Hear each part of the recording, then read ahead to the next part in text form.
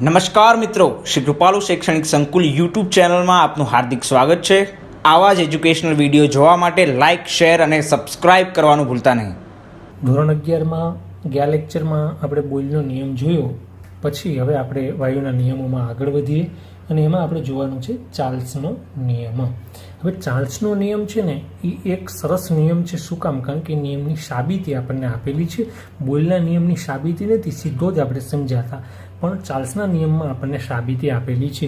તો અત્યારે આપણે ચાર્લ્સનો નિયમ જોઈએ અને એની સાબિતીમાં એક રહસ્ય એવું સમાયેલું છે કે જે ચાર્લ્સે આલેખ આપ્યો છે ને, આલેખ ઉપરથી જ કેલ્વિન તાપમાનનો માપક્રમ પણ ઉદ્ભવ્યો છે। એટલે આમ જુઓ તો રસપ્રદ ટોપિક છે, પણ અત્યારે આપણે ચાર્લ્સના નિયમની ચર્ચા કરીશું, બરાબર? તો ચાર્લ્સ શું કહે છે?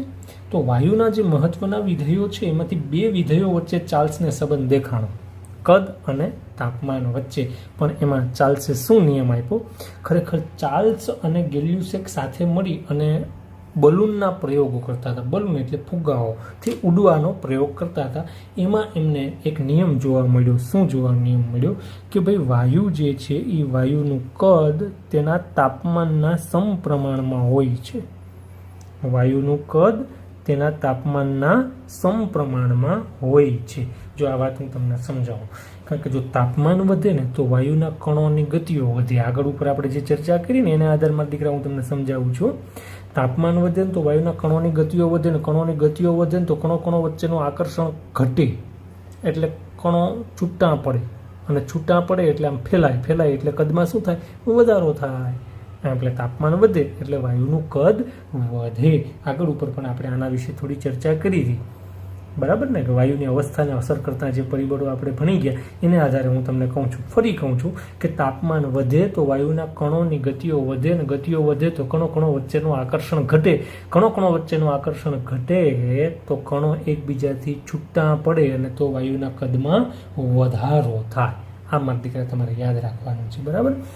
એટલે કે તાપમાન વધે તો વાયુનું કદ વધે। એટલે ચાર્લ્સને જોવા મળ્યું કે ભાઈ તાપમાન સાથે વાયુનું કદ વધે છે, તાપમાન વધે ને કદ વધે તો બંને વચ્ચેનો સંબંધ કેવો થશે? સમપ્રમાણ સંબંધ થશે, બરાબર? આ મારા દીકરા યાદ રાખવાનું છે। તો આના પરથી આપણે ચાર્લ્સનો નિયમ લખી શકીએ। શું લખી શકીએ? કે ભાઈ નિયત દબાણે નિશ્ચિત જથ્થાના વાયુનું કદ, નિયત દબાણે એટલે દબાણ અચળ રાખવાનું તમારે, અને જથ્થો પણ કેવો રાખવાનો? નિશ્ચિત એટલે કે જથ્થો પણ અચળ, એટલે કે અચળ દબાણે ને અચળ જથ્થાએ, એમ કહો તોય ચાલે, પણ આ થોડું સારું લાગે। નિયત દબાણે નિશ્ચિત જથ્થો એટલો મતલબ તો એવો થાય કે દબાણ અને જથ્થો બે વિધેયો અચળ છે। દબાણમાં તમારે ફેરફાર કરવાનો નથી, જથ્થામાં પણ ફેરફાર કરવાનો નથી। પહેલાં જે જથ્થો લીધો હોય જ, પછી નથી જથ્થો ઉમેરવાનો વાયુનો કે નથી તમારે એમાંથી દૂર કરવાનો। મતલબ કે વાયુનો જથ્થો છે એ અચળ રાખવાનો છે, દબાણે અચળ રાખવાનું છે। તો લખી શકીએ કે નિયત દબાણે નિશ્ચિત જથ્થાના વાયુનું કદ તેના તાપમાનના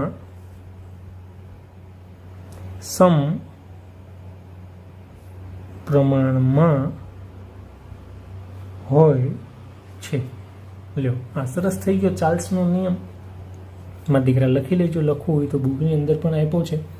બુકની અંદર શું કીધું છે? કે અચળ દબાણે રહે તો નિશ્ચિત દળના વાયુનું કદ નિરપેક્ષ તાપમાનના સમપ્રમાણમાં હોય છે। આવું બુકની અંદર લખ્યું।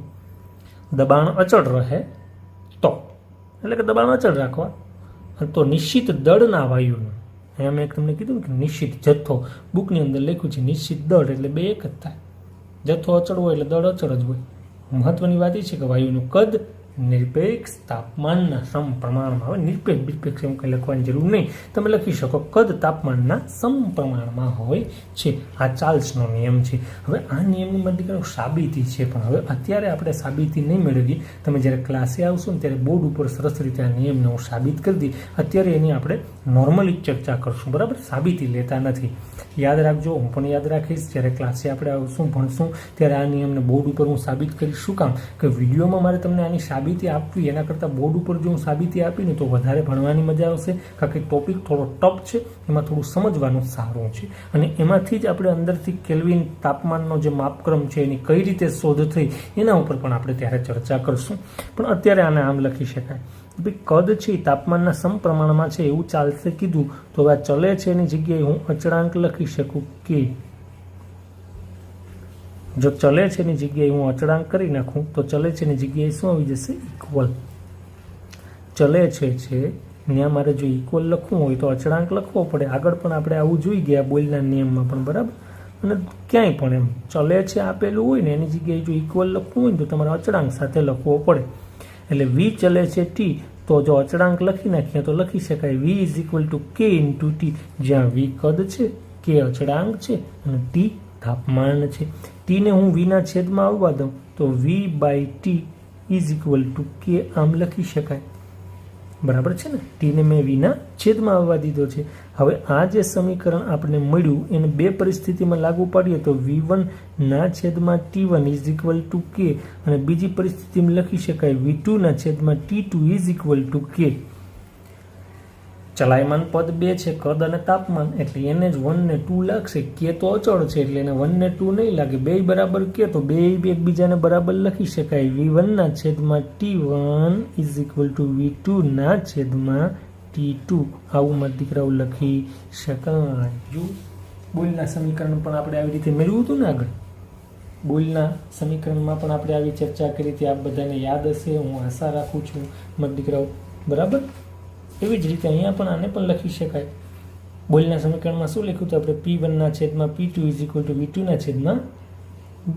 ના છેદમાં V1. આવું સમીકરણ આપણે યાદ હશે.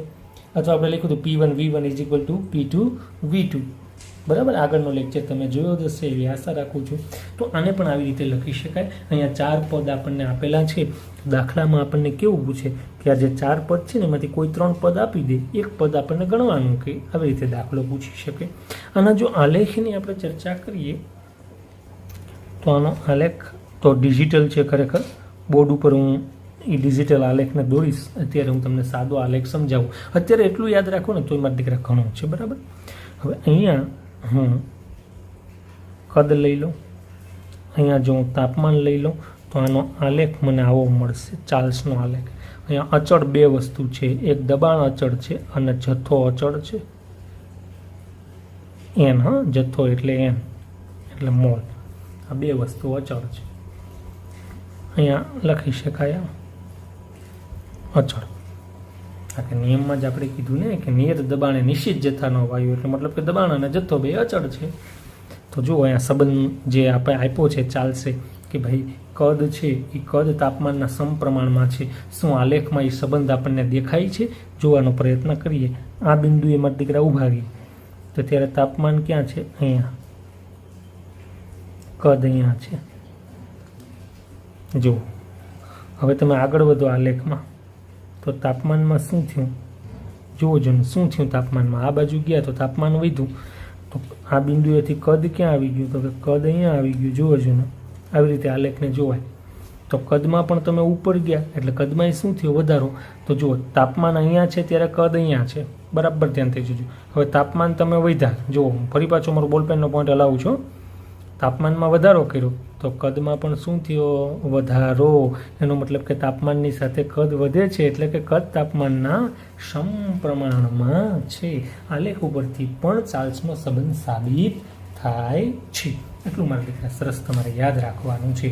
એક વિશેષ નાની એવી વાત બીજી આમાં એ હતી કે તાપમાનનો જે ત્રીજો માપક્રમ આવ્યો કેલ્વિન, એ આ આલેખ છે, ચાર્લ્સ છે અથવા આલેખ છે એના ઉપરથી જ આવેલો છે. પણ એ કઈ રીતે મારા દીકરા આવેલો છે ને એની સાબિતી બોર્ડ ઉપર તમને કરાવી દઈશ, બરાબર. બોર્ડ ઉપર જ્યારે આલેખને આપણે સમજશું, ચાર્લ્સના નિયમની સાબિતી લેશું ત્યારે કેલ્વિન માપક્રમ પણ આની અંદર આવી જશે. અને હવે આપણે જોઈએ આગળનો નિયમ એટલે કે ગેલિયુ-શેકનો નિયમ. તો ગેલિયુ-શેકનો નિયમ આપણે જોવાનો છે.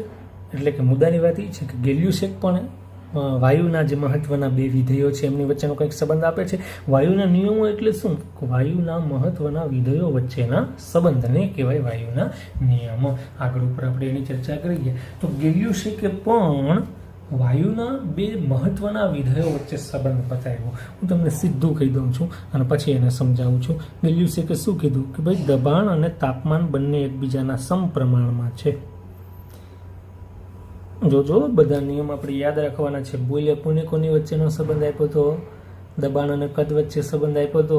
કેવો સંબંધ આપ્યો તો એ હું નહીં કહું, બરાબર? એ તમારા મારા દીકરા જોઈ લેવાનું છે. પછી કોણ આવ્યા? ચાર્લ્સે કોની વચ્ચેનો સંબંધ આપ્યો? આપણે બધાને યાદ છે. ચાર્લ્સે કદ અને તાપમાન વચ્ચેનો સંબંધ આપ્યો. કેવો સંબંધ આપ્યો? સમપ્રમાણ. ગેલ્યુસે આવ્યા, એને નવા જ બે વિધેયો લીધા. જે બધા વાયુના મહત્વના વિધેયો, જો બધા વૈજ્ઞાનિકો આવે છે સ્ટેપ બાય સ્ટેપ, એક પછી એક, અને વાયુના મહત્વના જે વિધેયો છે એમાં બે વિધેયો વચ્ચેનો સંબંધ આપે છે. જો વાયુના મહત્વના વિધેયો યાદ છે ને બધાને? મેં શરૂઆતના લેક્ચરમાં મારા દીકરાઓ આપ બધાને કીધા હતા. તો દરેક વૈજ્ઞાનિક જે આવે છે એ વાયુના મહત્વના જે વિધેયો છે, 5-6 વિધેયો છે, એમાંથી બે વિધેયો વચ્ચેનો સંબંધ આપે છે. એ આ મહત્વના વિધેયો વચ્ચેના જે સંબંધ વૈજ્ઞાનિકો આપણી સમક્ષ રજૂ કરે છે ને એને જ કહેવાય મારા દીકરા વાયુના નિયમો. એમાં ગેલ્યુસે કે શું કીધું કે દબાણ અને તાપમાન જે વાયુના છે બંને એકબીજાના સમપ્રમાણ સંબંધમાં છે. એમની વચ્ચેનો સંબંધ સમપ્રમાણ છે. કઈ રીતે એ હું તમને સમજાવું. ચાલો આપણે આગળ ઉપર થોડી થિયરી ભણી ગયા એને આધારે ચર્ચા કરીએ. શું ભાઈ તાપમાન વધે તો શું થાય? તો આપ બધા મને કહેશો કે સાહેબ તાપમાન વધે તો શું થાય? અણુઓની ગતિઓ વધે. અમારા દીકરા બરાબર વિચારજો. તાપમાન વધે તો અણુઓની ગતિઓ વધે, અને અણુઓની ગતિઓ વધે તો કણો વચ્ચેનું આકર્ષણ ઘટે, અને આકર્ષણ ઘટે તો કણો એકબીજાથી દૂર જાય. બરાબર ને? કણો એકબીજાથી આમ દૂર જાય તો કદનો વધારો થાય. હવે જે પાત્રમાં વાયુ ભર્યો હોય આમ ફૂલે, અંદર લખાય ને ફૂલે. તમને સમજાવું એટલે તમને સમજાવવા માટે કહું છું. તમારે તો એવું લખવું પડે કે તાપમાન વધતા કણોની ગતિઓ વધે, ને ગતિઓ વધે એટલે આકર્ષણ ઘટે, ને આકર્ષણ ઘટે એટલે કણો વિસ્તરણ અનુભવે, જેથી અંદરની બાજુ વાયુ આમ ફૂલે, વિસ્તરે એટલે અંદર દબાણ થાય. બરાબર? કુકરની સીટી ન વાગે શું થાય? કુકર બ્લાસ્ટ થઈ જાય. એવું જબરદસ્ત દબાણ થાય. એટલે કે તાપમાન વધ્યું તો દબાણ વધે. પણ આ દબાણ કયું? અંદરનું દબાણ, પાત્રની અંદરનું દબાણ. એટલે સમજો ને હું શું વાત કરું છું. હા, અંદરના દબાણની વાત કરે છે. સીટી છે કુકરની, એ જો વાગે નહીં એટલે કે ઊંચી ન થાય ને વરાળ ન નીકળે તો શું થાય? કુકર બ્લાસ્ટ થઈ જાય સાહેબ. બરાબર ને? કારણ કે તાપમાન વધતું જ જાય, નીચેથી ચૂલો હાલતો હોય તો પછી ગરમ થતું જાય અને અંદર વરાળનું વિસ્તરણ થાય. તમને એમ થાય સાહેબ અંદર થોડો વાયુ છે, અંદર તો અહીંયા પાણી ભરેલું હોય, પણ પાણીનું વરાળમાં રૂપાંતર થઈ ગયું ને દીકરાઓ, એને વાયુ જ કહેવાય. હા, પાણીનું જે વરાળ સ્વરૂપ છે ને એ વાયુ જ છે. એટલે તાપમાન વધે તો અંદરનું દબાણ વધે. એટલે કે તાપમાન અને દબાણ બંને એકબીજાના સમપ્રમાણમાં છે. આવું ભાઈ ગેલ્યુસે કે આપણને શીખવાડ્યું છે. હવે નિયમને લખવો હોય તો કેમ લખી શકાય? તમે અહીંયા જુઓ શું એની અચળ રાખ્યું હશે. એક તો અહીંયા જથ્થો અચળ રાખ્યો હશે, બીજું શું અચળ રાખ્યું હશે? કદ અચળ રાખ્યું હશે. એમને ખબર પડી જાય આપણને જથ્થો અને કદ બે અચળ રાખેલા છે. એટલે બુકની અંદર શું લખ્યું છે ખબર? કે ચોક્કસ કદે નિશ્ચિત જથ્થાના વાયુનું દબાણ તેના તાપમાનના સમપ્રમાણમાં હોય છે. અને એટલે હું તમને લખી દઉં. સરસ એમ જ લખી શકાય, ખાલી થોડા શબ્દો હું ચેન્જ કરું છું. શું લખી શકાય? કે અચળ કદે. એ લોકોએ લખ્યું ચોક્કસ કદે, એની બદલે મેં લખ્યું અચળ કદે નિશ્ચિત જથ્થાના વાયુનું દબાણ. જો કદ અચળ રાખ્યું, જથ્થો પણ અચળ, નિશ્ચિત એટલે અચળ, એટલે કદ અને જથ્થો બે કેવા રાખેલા છે? અચળ. પણ શબ્દોના સુશોભન માટે આપણે એમ લખીએ કે અચળ કદે. બાકી તો એમ લખીએ કે અચળ કદે ને અચળ જથ્થાના વાયુનું દબાણ તેના તાપમાનના સમપ્રમાણમાં હોય છે. બેમાં અચળ લખો તો હાલે, પણ આમ લખો તો સારું લાગે કે અચળ કદે નિશ્ચિત જથ્થાના વાયુનું દબાણ તેના તાપમાનના સમપ્રમાણમાં હોય છે. હવે સેમ ટુ સેમ અહીંયા જે ચલે છે એ મારે નીકાળી દેવું છે, મારે ત્યાંથી કાઢી નાખવું છે, અને ઇક્વલ લખવા છે તો મારે શું કરવું પડશે? મારે અચળાંક લખવો પડશે, એટલે મેં અચળાંક મૂકી દીધો કે. તો ચલે છે એની જગ્યાએ શું લખી શકાય? ઇક્વલ લખી શકાય મારા દીકરાઓ.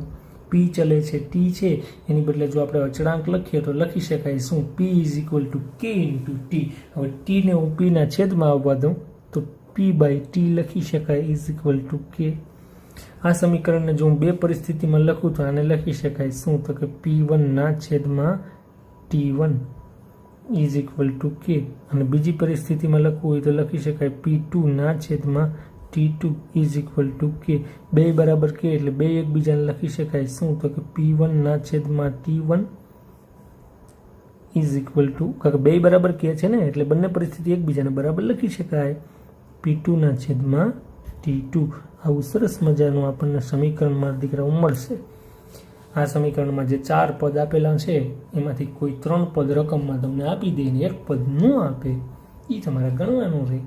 લ્યો થઈ ગયો ગેલ્યુસેકનો નિયમ. છે ને સહેલું, કંઈ છે જ નહીં મારા દીકરાઓ, એક જ સરખી પેટર્ન. કોની વચ્ચેનો સંબંધ છે પણ એ તમારે યાદ રાખવું પડે. ડિઝાઇન બધાની એક જ સરખી છે, જો વ્યાખ્યા પણ ઓટોમેટિક ખબર પડી જાય. બરાબર. આનો આપણે આલેખ પણ જોઈ લઈએ. હવે અહીંયા આલેખ દોરવો હોય તો આપણે આવી રીતે દોરી શકીએ. આલેખ દોરીને સંબંધને ચકાસીએ. અહીંયા હું લઈ લઉં છું દબાણ, અહીંયા હું લઈ લઉં છું તાપમાન, તો એનો આલેખ મને આવો મળશે. અહીંયા અચળ શું રાખેલું છે? એન અને વી. આ બે પદો અચળ છે, એન અને વી, જથ્થો અને કદ. જુઓ દબાણ અને તાપમાન બે વચ્ચેનો સંબંધ આપણે જે ચકાઈશું સમપ્રમાણ સંબંધ, એનો આલેખ આવો મળશે. એ સાહેબ તમને કેમ ખબર પડી ગઈ કે આલેખ આવો જ મળશે? કારણ કે મને ખબર છે કે બુકમાં આ રીતે આપેલું છે, બરાબર. અને બુકમાં છે ને 3-4 આલેખ દોર્યા, ટૂંકમાં આવી લીટીઓ 3-4 કરેલી છે. આમ એક અહીંયા ને એક અહીંયા ને ના એક કરો ને ભાઈ સાહેબ, 3-4 નથી કરવું, એક જ લીટી કરો ને એને વ્યવસ્થિત સમજો એટલે બહુ સારું. બરાબર. ચાલો હવે આ આલેખની અંદર આપણે સંબંધને ચકાસીએ. શું કહે છે ગેલ્યુસેક? કે ભાઈ દબાણ અને તાપમાન બંને એકબીજાના સમપ્રમાણમાં છે. તો આપણે દબાણ અને તાપમાનનો આલેખ દોર્યો છે, હવે સમપ્રમાણ છે કે નહીં જોઈએ. આ બિંદુએ મારા દીકરા તમે જુઓ, તાપમાન અહીંયા છે ત્યારે દબાણ અહીંયા છે. હવે તમે આગળ વયા જાઓ આલેખમાં, આ બિંદુએ વયા જાઓ, તાપમાન અહીંયા આવી ગયું. ઓ તાપમાનમાં તો વધારો થયો.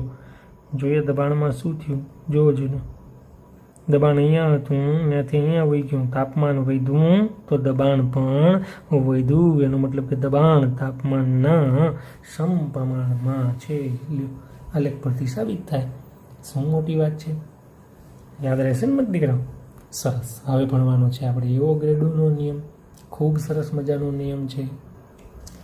હવે એવોગાડ્રોએ તેમનો નિયમ 1811માં રજૂ કર્યો. એવોગાડ્રો છે ને એ બહુ બુદ્ધિશાળી વ્યક્તિ હતા. આંકડાકીય માહિતી જો કોઈ સારામાં સારી આપી ને તો એવોગાડ્રોએ આપી હતી. એટલે એવોગાડ્રો આમ જુઓ ને તો તાર્કિક રીતે બહુ બુદ્ધિશાળી વ્યક્તિ હતા. પણ હવે મારી તમને એક વિનંતી છે મારા દીકરાઓ કે એવોગાડ્રોનો જે હું નિયમ ભણાવું છું ને એ તમે બુકમાંથી ન વાંચતા, કારણ કે શબ્દો બહુ અઘરા લાગશે. એ જ નિયમ, એની જે કહેવાની વાત છે એની એ જ વાત હું તમને સરળ શબ્દોમાં કહું છું, બરાબર ને. એવોગાડ્રોનો નિયમ આગળ ઉપર આપણે એકવાર ભણી ગયા છે, છતાં હું તમને અહીંયા સરળ શબ્દોમાં એવોગાડ્રોનો નિયમ મારા દીકરા શીખવાડું છું, બરાબર. પણ હું જે અહીંયાથી બોલું છું, હું જે લખું છું એ બધું તમારે લખતું જવાનું. બુકમાં તમે વાંચશો તો છે આનું આ જ, પણ તમને થોડું અઘરું લાગશે, કારણ કે એના શબ્દો થોડા એને અઘરા વાપર્યા છે, બરાબર. એટલે હવે હું એવોગાડ્રોનો નિયમ મારા દીકરા તમને કહું છું. એવોગાડ્રોએ શું વાત કરી? માનો કે આપણી પાસે એક પાત્ર છે, આવું એવડું જ બીજું પાત્ર છે. સપોઝ બે પાત્રો સરખા છે, આની અંદર મેં વાયુ ભરેલો છે N2, સપોઝ નાઇટ્રોજન વાયુ ભરેલો છે. જોજો એવોગાડ્રો કેવા શું માગે એમ એની ઉપર આપણે ફોકસ કરવાનું છે, ગોખવા માટે નહીં એમ. આ પાત્રમાં પણ મેં વાયુ ભર્યો છે, પણ નાઇટ્રોજન વાયુ નથી એમ, બીજો વાયુ લીધો છે મેં. સપોઝ એમાં મેં લીધું છે ઓક્સિજન. કયો વાયુ લીધો છે? ઓક્સિજન. બે પાત્રોમાં મેં જુદા જુદા વાયુ લીધા છે. હવે આ બંને પાત્રોનું તાપમાન સરખું, એનું દબાણ પણ સરખું, એના કદ પણ સરખા હોય તો એમાં જથ્થો સરખો જ હોય, આવું એવોગાડ્રો કહે. એવોગાડ્રો આ બે વિધેય વચ્ચેનો સંબંધ આપે છે, આ બે વિધેય વચ્ચેનો સંબંધ આપે છે એવોગાડ્રો. એને શું કીધું કે સમાન તાપમાન અને સમાન દબાણે, જો બે ભલે અલગ અલગ તમે વાયુ લીધેલા છે પણ આ તાપમાન અને દબાણ જો સરખા હશે ને તો એના કદ જથ્થાના સમપ્રમાણમાં હોય. તાપમાન ને દબાણ સરખું હોય, આ બે વિધેયો સરખા હોય બે વાયુના, અથવા તમે એમ બોલી શકો કે આ બે વિધેયો અચળ હોય. જો આને બે રીતે લખી શકાય. તમે એમ પણ બોલી શકો આને કે સમાન તાપમાન અને સમાન દબાણે સમાન કદના વાયુઓમાં જથ્થો સરખો હોય અથવા અણુની સંખ્યા સરખી હોય. એક બીજું તમે એમ પણ બોલી શકો અચળ તાપમાને અને દબાણે, બે અચળ તાપમાને અને અચળ દબાણે કોઈ વાયુનું કદ તેના જથ્થાના સમપ્રમાણમાં હોય છે. આને માટે આમ પણ બોલી શકશો. બે રીતે માટે લખી લેજો, બરાબર. વિડીયોને રિવાઇઝ કરીને લખવું હોય તો એ લખી લેજો. પણ એવોગાડ્રો એ સંબંધ આપ્યો કે વી ચલે છે એન, વાયુનું જે કદ છે એ જથ્થાના સમપ્રમાણમાં હોય, પણ ક્યારે કે જ્યારે તાપમાન અને દબાણ બંને અચળ હોય. આગળના પાઠમાં પણ મેં તમને ભણાવેલું છે, જો તમને યાદ આવતું હોય તો. મારા દીકરા મેં આ જ આકૃતિ દોરી હતી ત્યારે પણ એવોગાડ્રોના નિયમ વિશે મેં તમને થોડી ચર્ચા કરી હતી, અને અત્યારે પણ કહું છું, દિલથી ભણજો મારા દીકરા. કોલેજમાં પણ આ નિયમ આવશે, તમે વાંચશો ને તો આવડશે ને. એવોગાડ્રો શું કહેવા માંગે એનો હેતુ જોજો. કે ભલે તમે બે અલગ અલગ વાયુ પિસ્ટનમાં લીધેલા છે, જો એનું તાપમાન ને દબાણ અચળ હોય એટલે કે બેનું સરખું હોય, અને જો તમને કદ સરખું મળે બેનું, તો સમજી જવાનું કે એમાં જથ્થો સરખો જ હશે. એનો હેતુ છે. અથવા તાપમાન અને દબાણ જો બેના સરખા હોય ને જથ્થો જો બેનો તમે સરખો લીધો હોય ને તો કદ બેનું હરખું જ થાય. મતલબ કે કદને જથ્થા સાથે ચલાયમાન રાખ્યું છે. તાપમાન અને દબાણ જો બે વાયુના સરખા હોય ને એવામાં જો તમને બંને વાયુના કદ સરખા મળે ને તો નક્કી સમજી જ લેવાનું બેનો જથ્થો સરખો હોય. સાહેબ અમને તાપમાન અને દબાણ બે સરખા રાખે ને કદ બે વાયુના સરખા ન મળે તો સમજવાનું જથ્થો સરખો નથી. આ સમજાવવા માંગે છે. સૈદ્ધાંતિક રીતે જો આને લખવાનો પ્રયત્ન કરીએ તો આને એમ લખી શકાય. શું હું લખતો નથી, બીજી વખત બોલું છું. અચળ તાપમાને અને દબાણે વાયુનું કદ તેના જથ્થાના સમપ્રમાણમાં હોય. વાયુનું કદ તેના જથ્થાના સમપ્રમાણમાં હોય, પણ ક્યારે કે તાપમાન ને દબાણ અચળ હોય ત્યારે. હવે સેમ ટુ સેમ મારા દીકરા, મારે જ્યાં ચલે છે એની જગ્યાએ ઇક્વલ લખવું હોય તો શું કરવાનું? મારે અચળાંક લખવો પડશે. એટલે મેં એન આવશે. મારી કીધે ઝડપમાં એમ થઈ જાય, પણ માફ કરજો એમ નહીં આવે, એન આવશે. બરાબર. તો આને આમ લખી શકાય, વી ચલે છે એન, મતલબ કે વાયુનું કદ તેના જથ્થાના સમપ્રમાણ. એન એટલે જથ્થો, મોલ એટલે જથ્થો. રસાયણ વિજ્ઞાનમાં જથ્થો છે ને એ કિલો 2 કિલો ન દર્શાવવામાં આવે, મોલમાં દર્શાવવામાં આવે. આગળ ઉપર આપણે આવી ચર્ચા કરી ગયા. એટલે કે વાયુનું કદ જથ્થાના સમપ્રમાણમાં છે. આ સમપ્રમાણની જગ્યાએ મારે ઇક્વલ લખવું હોય ને તો મારે અચળાંક લખવો પડે, એટલે મેં અચળાંક લખી નાખ્યો. ઓકે, એટલે શું થઈ જશે તો કે વી ઇઝ ઇક્વલ ટુ, હવે અહીંયા આપણે એનને વીના છેદમાં લઈ લઈએ તો શું લખી શકાય? V by N is equal to K. બરાબર, આમ લખી શકાય મારા દીકરાઓ. અને જો આને બે પરિસ્થિતિમાં લખવું હોય તો આમ લખી શકાય, V1 છેદમાં N1 is equal two V2 ના છેદમાં N2. આમ લખી શકાય. નાના દાખલા પણ ગણી શકાય. ફરી પાછા રાબેતા મુજબ 4 પદ થઈ ગયા. આ 4 પદમાંથી રકમની અંદર આપણને મારા દીકરાઓ કોઈ પણ 3 પદ આપી દે અને એક પદ ગણવાનું કહે તો ડેફિનેટલી આપણે ગણી શકીએ, સરળતાથી આપણે ગણી શકીએ. બરાબર. હવે આ સંબંધમાં એક નવો સંબંધ પણ ઉપજે છે. કેવો નવો સંબંધ ઉપજે છે એના વિશે આપણે ચર્ચા કરીએ. બરાબર. તો આ મોલ છે ને એ મોલ બરાબર, જો અહીંયા થોડી માહિતી લખું તમે યાદ રાખજો. એન એટલે શું? મોલ. પહેલાં ગુજરાતીમાં લખી દો. મોલ બરાબર તો લખી શકાય શું? તો કે વજન ભાગ્યા અણુભાર. વજન ભાગ્યા અણુભાર આવું લખી શકાય. હવે મોલ એટલે એન. વજન છે ને, વજનને હું સ્મોલ એમ વડે દર્શાવી શકું. માસ. અને અણુભાર છે ને એને કેપિટલ એમ વડે દર્શાવવું. સાંભળજો બધા બરાબરથી મારા દીકરા જરા જોજો. મોલ એટલે સ્મોલ એમ, વજન એટલે દળ, દળને હું સ્મોલ એમ વડે દર્શાવી શકું. મોલને કોના વડે દર્શાવાય? Small N. વજનને કોના વડે દર્શાવાય? Small M. અને અણુભારને કોના વડે દર્શાવાય? Capital M. હવે આ જે કિંમત છે ને એ હું આમાં મૂકી દઉં, બરાબર. એટલે મારા દીકરા જોજો સમીકરણ કેવું થશે. હા, v is equal to K. N છે ને એનની જગ્યાએ તું લખી શકું small M upon capital M. ફરી પાછું એકવાર, સ્મોલ એમ એટલે શું? વજન. કેપિટલ એમ એટલે શું? અણુભાર. બરાબર છે. હવે આપણે એક કામ કરીએ અહીંયાથી અને થોડુંક મોડિફાઈડ કરીએ સમીકરણને. કેપિટલ એમ જે છે ને એને હું કરતા બનાવવાનો પ્રયત્ન કરું. એટલે કેપિટલ એમ જે છે ને એને હું અહીંયા લઈ લઉં છું વીની જગ્યાએ, અને વીને હું જવા દઉં છું સ્મોલ એમની જગ્યાએ. જોજો, capital M is equal to K. Small M તો ઉપર જ છે, એના છેદમાં વીને હું જવા દઉં છું. શું કહ્યું? કેપિટલ એમને મેં કરતા બનાવ્યો, વીની જગ્યાએ આવવા દીધો જુઓ અણુભારને, અને જે કદ છે એને અણુભારની જગ્યાએ જવા દીધું કેપિટલ એમની જગ્યાએ. એટલે આવું થઈ ગયું. આ શું આવ્યું? આ તો થઈ ગયું સ્મોલ એમ એટલે શું છે જરા જુઓ તો વજન. વજન ભાગ્યા કદ, દળ ભાગ્યા કદ, એના બરાબર તો લખીએ કાંઈ ઘનતા. એટલે એમ is equal to k into D. આના બરાબર ડી લખી શકાય. ભાઈ સાહેબ એટલી તો ખબર હશે ને, દળ ભાગ્યા કદ એટલે ઘનતા. હવે અહીંયા આ બે હું કાઢી નાખું, ઇક્વલ અને અચળાંક. જ્યારે જ્યારે ચલે છે આપ્યું હોય ને ત્યારે આપણે શું કરતા હતા? ઇક્વલ લખવા માટે ઇક્વલની સાથે સાથે અચળાંક લખતા હતા. હવે ઉલટું, જો અહીંયા શું કર્યું આપણે જુઓ જરા.